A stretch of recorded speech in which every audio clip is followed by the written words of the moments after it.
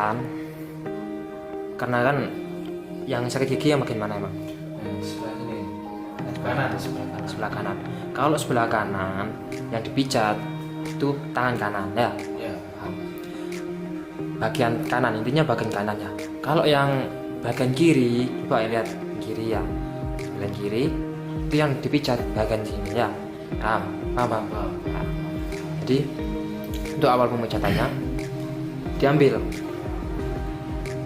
kita yang micat pakai tangan kanan.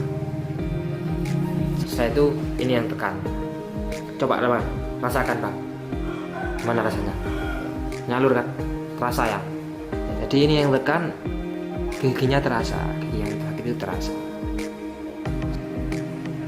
Nah, itu ini bagian sini di atas.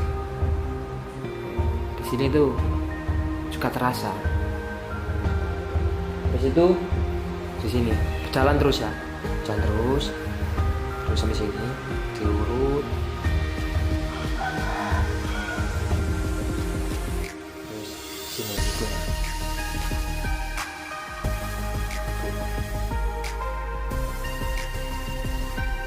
Setelah itu bagian sini dipecat. Setelah itu bagian sini.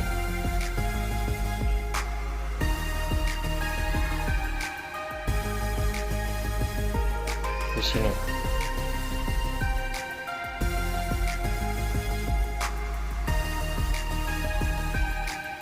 Terus terakhir di sini.